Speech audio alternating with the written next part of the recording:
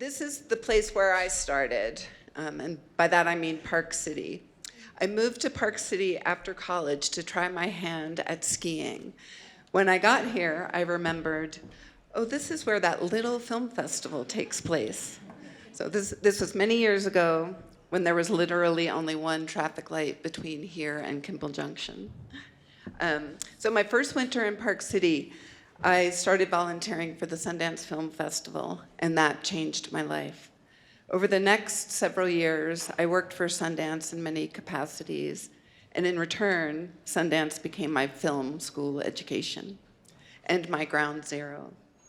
Many years and careers after that, I attended the Sundance Doc Edit Lab with the film I was producing. We sat in the edit room all day where a steady stream of mentors, the creme de la creme of doc editors, visited to talk to us about story and character and pacing. But most importantly, they challenged us to think outside of the box and to experiment, to throw everything up in the air and see where it lands, and to not be afraid. That's when I knew I wanted to be an editor. So I quit my day job and started on my journey, initially as an assistant editor. And in my first year, I remember being at this very event where Pedro Cos gave a speech that I'll never forget. His speech was in the form of a letter to his younger self.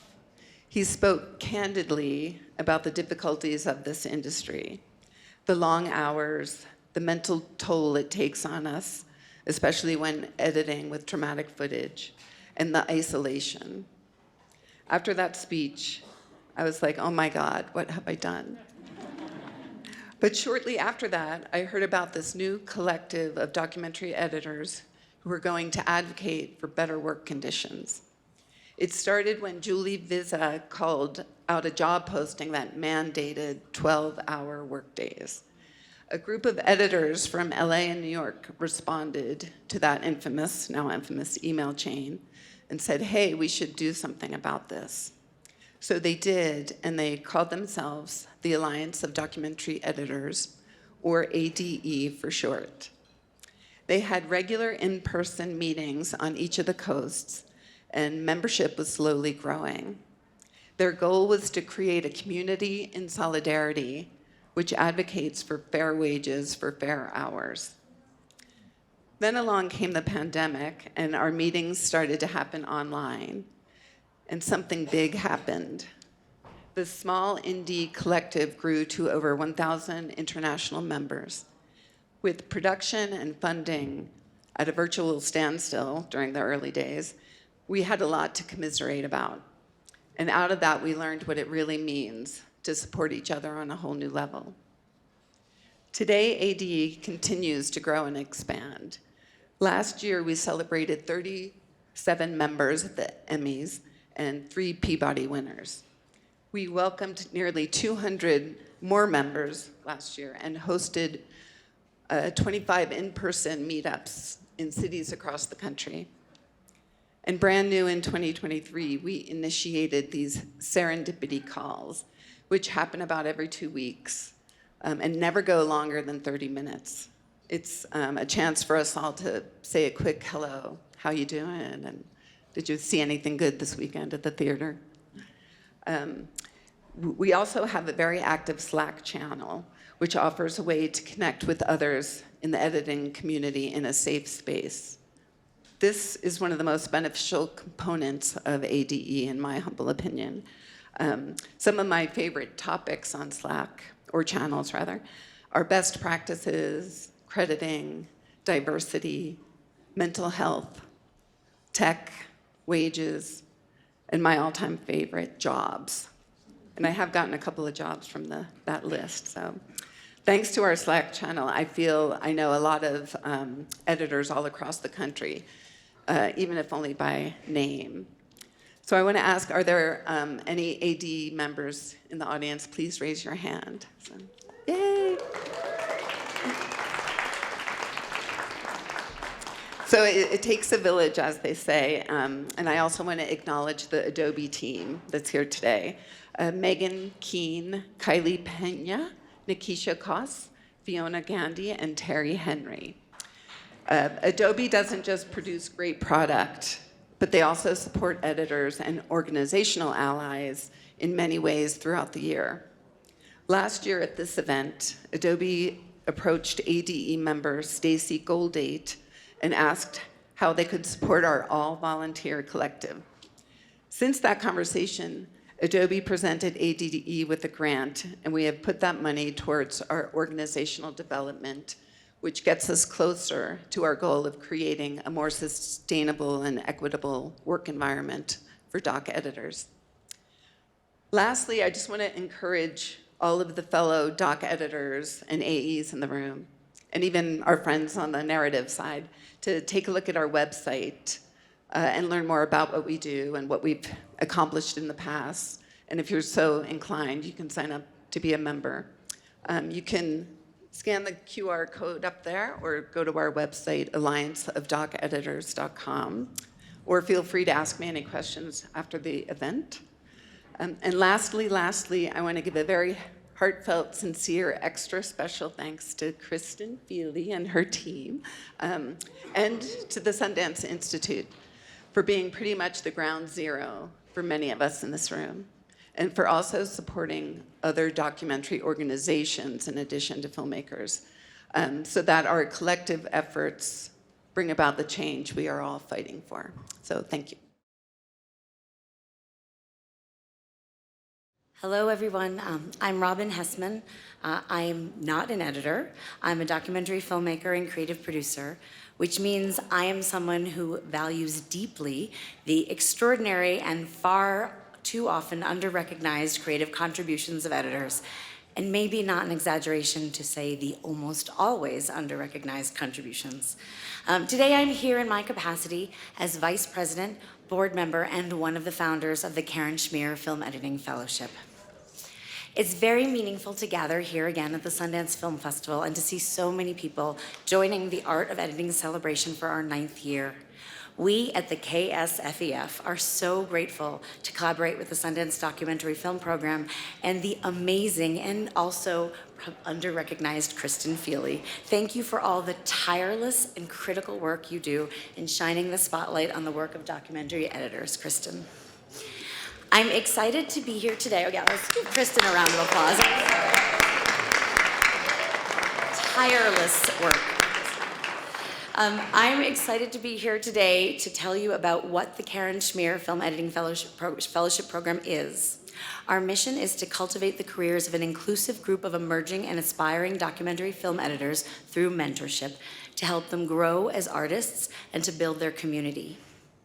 The fellowship was created in 2010 to honor Karen Schmeer. Karen was an incredible editor, mentor, and person. Karen has been called one of the greatest editors of her generation.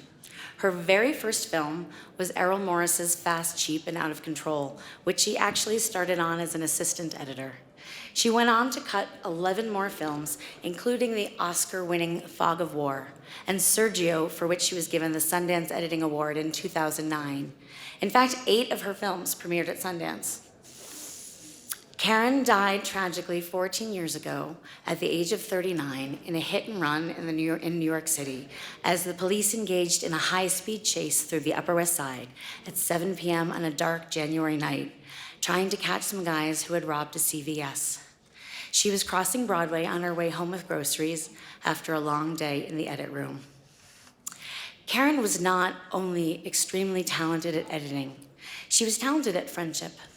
She was one of my closest friends. Karen was kind and thoughtful.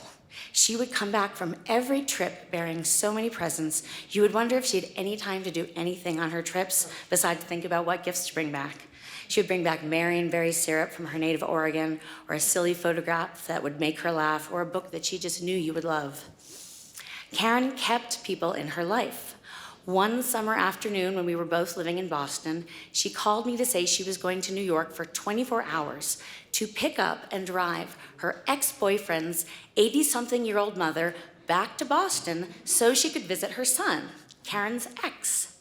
She thought I would love meeting this lady who spoke 5 languages and lived a really interesting life. Did I want to come? I did. Not only was she doing a pretty big favor for her ex-boyfriend and her ex-boyfriend's mother, but she also gave me an unforgettable road trip, and come up to me after the remarks if you want a few of the highlights.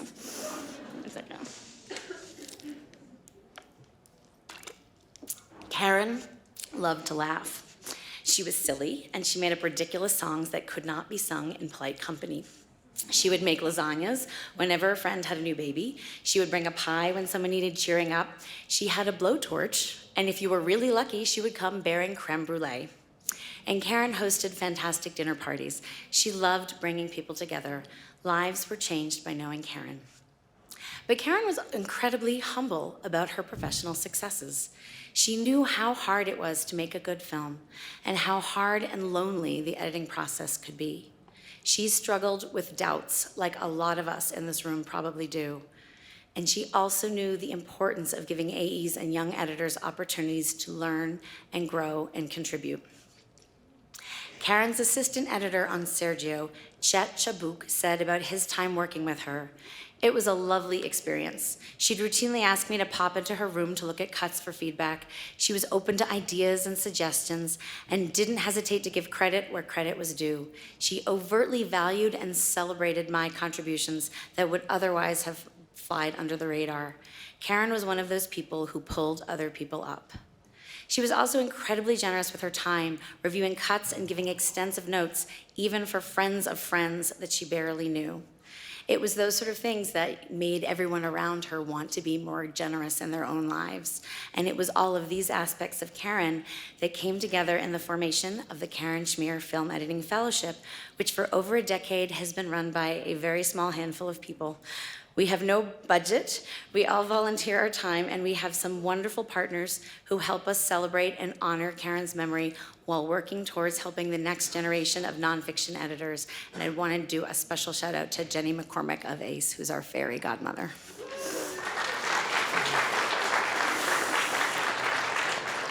So 2024 marks the 13th year of our programs. The fellowship was initially founded as a year-long program for one emerging documentary editor to explore their craft with mentors and grow their professional and creative community. But several years ago, we started looking at how we could expand what we were doing to support more editors. We also felt an urgency to address the lack of diversity and inclusion at all career levels in the editing field. We created our Diversity in the Edit Room program in New York and then Los Angeles, which brought together assistant and emerging editors in small mentorship groups of 4 to 5 people, together with 2 seasoned documentary editors. Out of that program, our new fellowship has emerged. Last year, we expanded our reach further and created 2 new groups, one in the Bay Area and one virtual group, in order to give access to those living and working outside of New York and California, where there are indeed people. That continues this year as well, and you'll actually meet one of our San Francisco mentors shortly. We are very pleased to introduce you to this year's 27 fellows, or as we call them, Schmellows. It's always exciting when new fellows join our Schmillo world. Now we have an incredible group of 112 alumni, both AEs and editors. In transitioning our fellowship from the spotlight on one person to small groups of peers, we've expanded on the idea of traditional mentorship. We've learned that there is tremendous value in connecting not just with the wise veterans, but also in sharing and learning alongside others who are navigating similar terrain creatively and professionally simultaneously. Creating a cohort of peers is just as valuable and is what keeps us all going in this field. You can learn more about our amazing alumni on our website, including availability, credits, and skill sets. I guess I wish I could speak at the producers event and say hire them, but for anyone here who can, hire them. Their voices, perspectives, and talents are so crucial to our craft and our industry. Their work is premiered at Sundance, has garnered incredible accolades, including Emmys and Oscars, and has been seen by audiences throughout the world, and it has been really meaningful to see them thrive. Be sure to check out all the films at the festival with work by our alumni and mentors, and you can find a rundown on our website, karenschmeer.com. And we also want to take a minute to acknowledge all of the editors who have selflessly volunteered their time as mentors in our program. You have changed the lives of generations of talent, and our art and our industry is the better for it. So we're excited to announce that our next open call for applications will be open this spring. Check out our website, karenschmeer.com, for all of the details about the program and eligibility. But overall, we are looking for emerging editors who have cut no more than 3 features, and it is open to assistance. Additionally, this fellowship is for people who are making nonfiction editing their profession, not for directors and producers who also edit. Our program will run from fall 2024 through fall 2025, and we're really looking forward to seeing all of your fellowship applications in the coming months, and please spread the word among your friends and colleagues. And lastly, I want to say that over these recent years, it's been really gratifying to see the work of editors emerging from the lonely dark rooms and see the energy and advocacy born out of the efforts of incredible new groups that have formed, like the ADE and the BIPOC Editors List. The entire field has been lifted because of all of this energy, and we love collaborating with you, so thank you.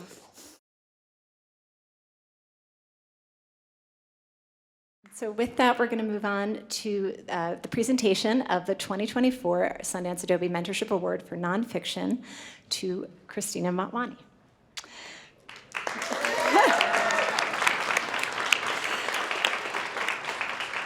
We're delighted to present this award to Kristina. Her body of award-winning work is diverse in style, form, and content. She received the 2021 Sundance the inaugural 2021 Sundance Jonathan Oppenheim Editing Award for her work on Homeroom. Pete Nix is here today. And the 2021 IFF Boston Karen Schmeer Excellence in Editing Award for Fruits of Labor.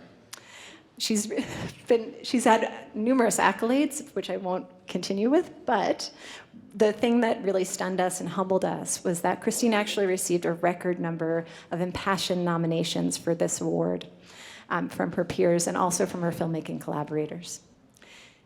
Reading through the nominations, which I'm not going to do individually, they were actually too many, too beautiful, that it's hard to pull out just 1 or 2 quotes from people. So we're going to be speaking collectively, but from these nominations, what emerged very quickly was a picture of how embedded and actively engaged Kristina is in her community in the Bay Area. She's long-standing and deeply rooted connections through her editing work, but also as a teacher and a mentor at BAVAC, UC Berkeley, SF State. She went and participated as a mentor in the Northwest Dot Camp. She also was a mentor in the Karen Schmeer Film Editing Fellowship, and the list goes on.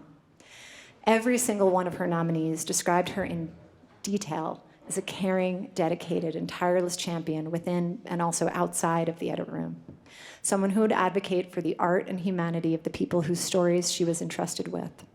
Someone who could see with clarity how to make space for all voices on the team, and also create space and time to mentor those she was working with. Through her mentoring, she also built relationships with a range of emerging filmmakers, many of whom we heard from.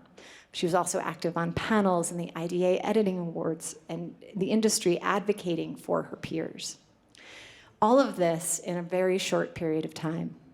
Within this, basically from 2018, she's edited more than 6 features, several shorts. She's consulted on numerous works in progress since 2019, which in this world we know in nonfiction is pretty rare. So I won't, again, go on. In Kristina's spirit, I'll keep it brief, but we'll just leave you with saying that she's not just a force of nature, she's a force for good. So please join us in welcoming to the stage Kristina Motwani.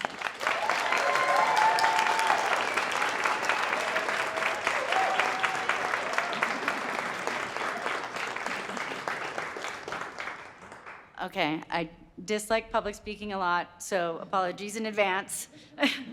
But first off, I want to say how honored I am to receive this award. Thank you to Sundance and Adobe, and of course to everyone who nominated me, as well as everyone who has supported me throughout the years. I've always been a weird, creative kid, and I grew up in a small town outside of Madison, Wisconsin.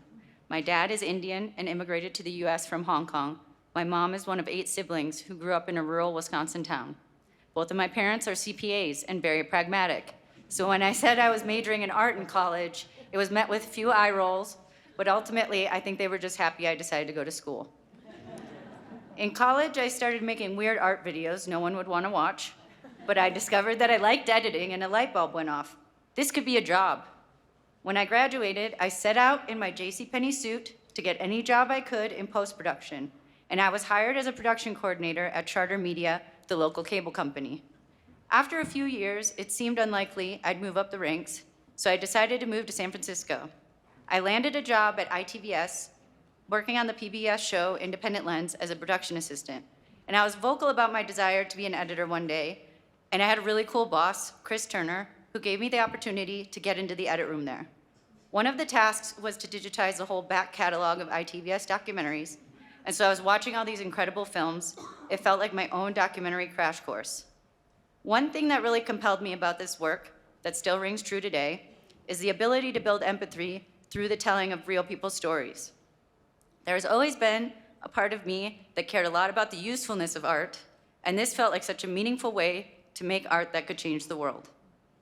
I had my day job at ITVS, and I was using my nights and weekends to assistant edit on films.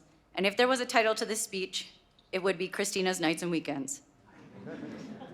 The first film I assistant edited, was After Tiller, which premiered here at Sundance in 2013. That film made me want to edit feature docs, but the Midwesterner in me was scared to take the risk of freelance life. I, like 60% of Americans, have a chronic illness, and so I need good health insurance, which is expensive, and I didn't know if doing films was sustainable, especially for a woman of color. I had often been the only one in the edit rooms I had worked in. So I kept a day job editing for companies for 6 more years, first at Discovery and then Al Jazeera. But back to the theme of this speech, I kept editing feature docs on my nights and weekends. The work made me realize how much I loved verite docs, and I wanted to take risks and push boundaries in that form. A part of me wanted to do work that aligned more with the weird art videos I had made when I was younger. In 2018, I got the amazing opportunity to co-edit the film Midnight Traveler and work with Emily Madavian, who I had met in the BAVAC Media Maker Fellowship. We had bonded over a love of weird art videos, and she was making a verite film with a twist. It was entirely shot on cell phones, part road trip movie, part intimate family portrait. She gave me a lot of encouragement, and she's also a fantastic editor. She inspired me to push the envelope and get more creative. It was just the right synergy of story and art. And to give an idea of how seriously I take my nights and weekends, I spent all of my vacation time from Al Jazeera traveling to Germany at the end of post to help finish it. That experience, the trust and empowerment that Emily and the team gave me, finally made me quit my day job and go full-time as a freelance doc editor, and I've been booked and busy ever since. My parents still have no idea what the hell I'm doing, but they're proud I've been able to make a living as a creative and done work that is fulfilling to me. Also, they do my taxes, which is helpful.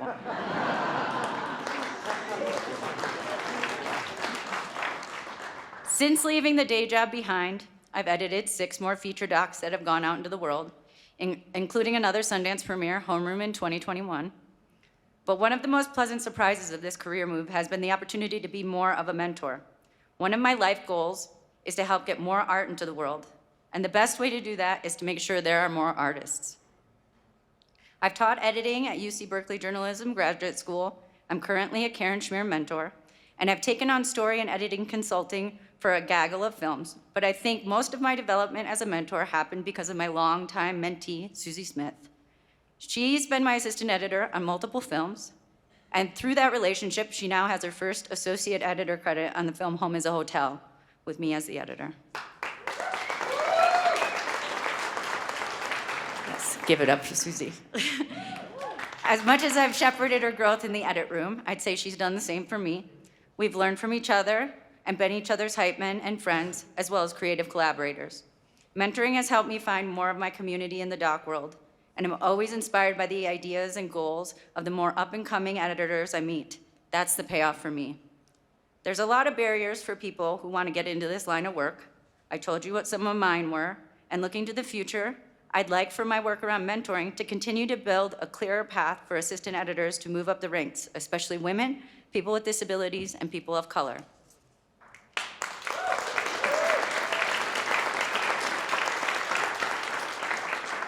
Art is vital, in particularly documentary. It can help us understand the world and each other, which is something we need now more than ever. And what a shame there are voices never heard and films never seen because of how hard it is to either break into this field or even after that, sustain yourself. I know I'm speaking to a room of editors, and we're not the ones who hold the budgets, but the more we share information with each other on how we've made it work and what we'd like to change, the more likely we are to help break down the systemic barriers that keep people from following their dreams of being an editor. I'd like to end with some takeaways for the next generation of editors based on my own experience. Number one, show up. I don't discount the hard work I did, but also, just to be honest, some of this was just dumb luck. And the only way that happened was because I showed up. I was in the right place at the right time, talked to the right person. Engage with the film community, go to screenings, show up, be present, and be yourself. Number two, make your dreams and intentions known. If I had shut up and never said anything, I wouldn't have gotten the amazing opportunities I have. So don't be afraid to voice what you want to do. And number three, gas each other up. Get excited about other people's ideas and wins. This is a competitive industry, but filmmaking is a team sport, and we all benefit when we lift each other up. It is one of the best joys.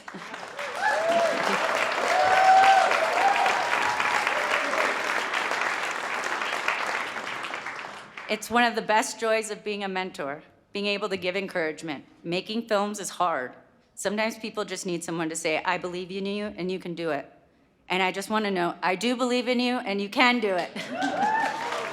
So thank you again so much for this award and for listening to me for so long.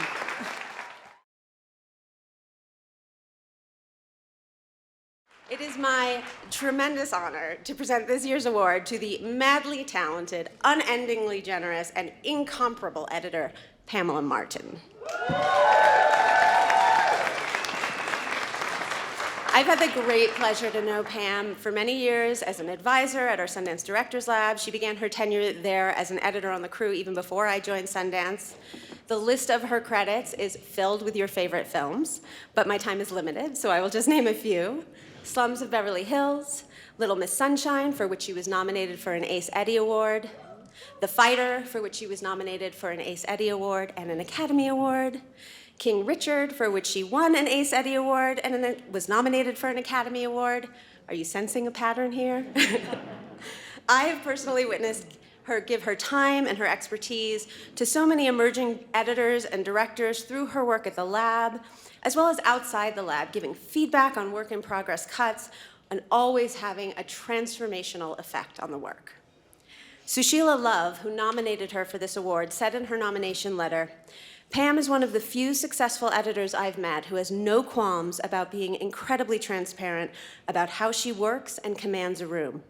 She's respectful to everyone who is a part of the process, free-flowing with constructive feedback, and she lets people know that she works hard and also has a hard out at the end of the day so she can recharge and ready herself for the next round.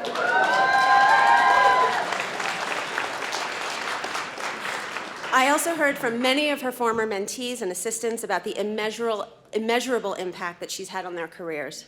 Her former first assistant, Terrell Gibson, said, whenever I find myself in a pinch, I just ask myself, what would Pam do?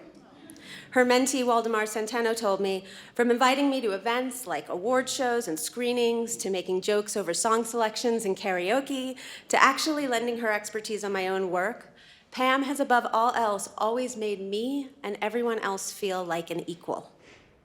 Aleshka Ferrero said, I can directly trace back how many, if not most, of the major career milestones for me over the last 5 to 6 years would never have been possible without her amazing support, including recommending me to the Sundance Labs and introducing me to her agent, who took me on.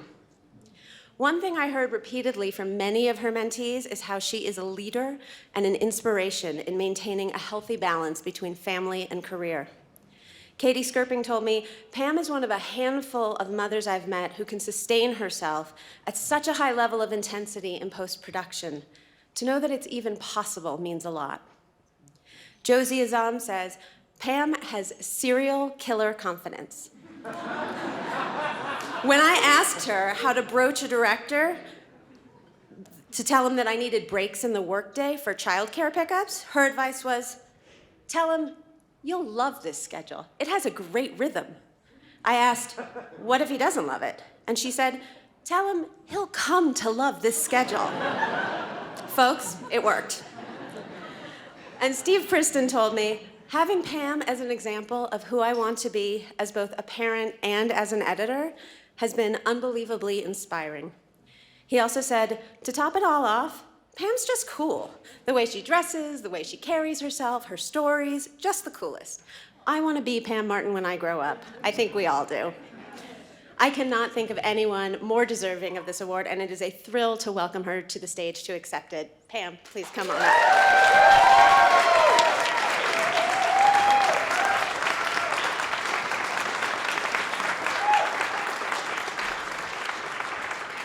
Thank you.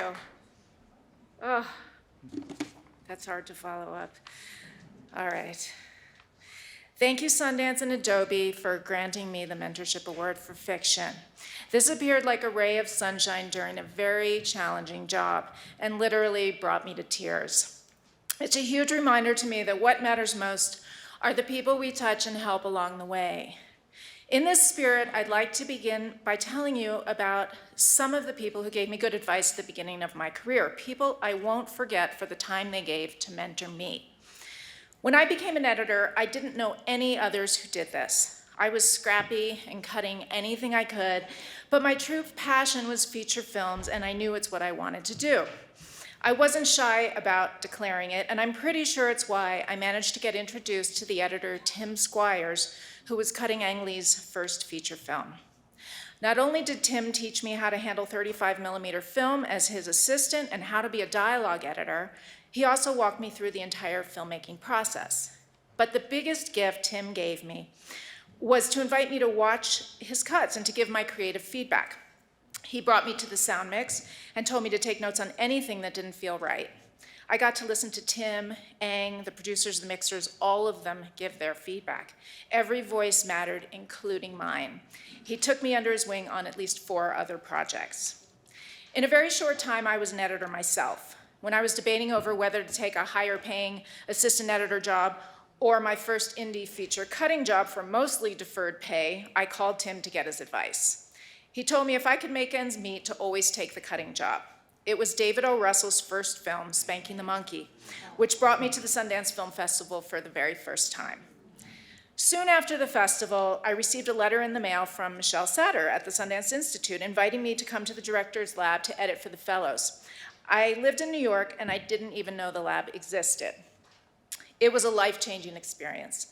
I was 24 years old and I had creative advisor editors Craig McKay, Steve Rosenblum, and Ann Coates come into my edit bay to advise and give feedback on the work, along with Michelle, Robert Redford, Denzel Washington, Sally Field, the list goes on and on. I remember that one of the advisors told me there was a steadfast rule about a particular type of cut that could only be done a certain way every time. I didn't agree and I pushed back, but he doubled down. This really bothered me. So while I was riding to the airport with Ann Coates, I asked her what she thought of this. And she said, "Oh, that's rubbish. There are no rules." It's one of my favorite pieces of advice. There are no rules. Individual interpretation and unique perspective is what makes it art, and rules are meant to be broken to discover new ideas. Pablo Picasso said, "Learn the rules like a pro so you can break them like an artist." Within a year of attending the lab, I moved to Los Angeles and returned to the lab again. Michelle Satter regularly reached out to me to view rough cuts in her office in LA, often with established filmmakers in attendance. Not only did she ask my advice in the room, but she had me speak to the filmmakers directly. I met so many talented and amazing people, and through Michelle, forged a long-time collaboration and friendship with director Miguel Arteta, and most recently with Reynaldo Marcus Green. I loved listening to Michelle give her feedback, which was and still is always constructive, sensitive, and from a place of wanting to learn and understand filmmakers' perspective, as she definitely pushes them to fully realize their vision and potential. Little did I know that Michelle was mentoring me to become a mentor myself, as well as a better editor. I also had the pleasure of watching Elise McKimmey blossom under Michelle's mentorship in an equally caring and nurturing ally of filmmakers in the filmmaking process. Within a number of years, I was regularly invited to the lab as a creative advisor, and I attend as often as my schedule allows. Not only do I get to advise the up-and-coming editors and directors, but I always get a good creative shot in the arm. The directors come from all over the world and share their unique and diverse perspectives. Sometimes the scripts are really out there. Hello, Daniels. But when you see the work unfold, it's magical. And further proof that there are no rules. It reminds me of why I love to do what I do. The enthusiasm, creativity, and communal spirit on the mountain is what it's all about. We are all there to help each other experiment and learn. In my editing room, everyone from the assistant editors and post-production assistants are invited to view the cuts. Not only is their honest feedback essential to my process, but I hope I'm fostering an environment where they learn how to listen and articulate their own thoughts about the work in the same way Tim Squires and Michelle Satter did for me. There's one more person who I put in this group, and he doesn't even know it. In fact, I've never met him in person. About 10 years into my career, I landed what I thought was my big break, editing a studio picture with a respectable budget of about $20 million with big name actors.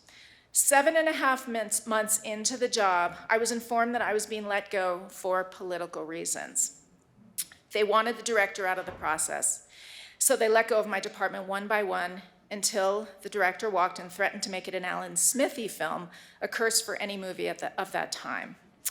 As you can imagine, this was devastating for me. I had never been fired from a job, and I had worked really hard on the film, and I had high hopes for it. In came Billy Weber. He was a big editor and edited many films I admired. My film assistants attended the initial screening for him, and when the lights came up, he asked who had edited the film. They told him my name, and he praised the editing to the studio executives. Nice. But what he did next stunned me.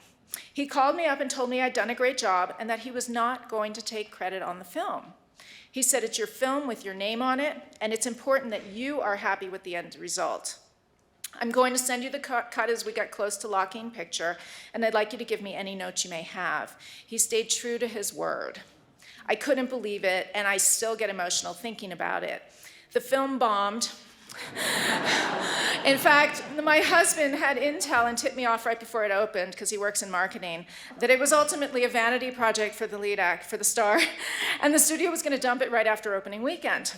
Politics. I have now been in Billy's shoes a number of times and have made it my policy to always make that phone call to the editor and offer the same.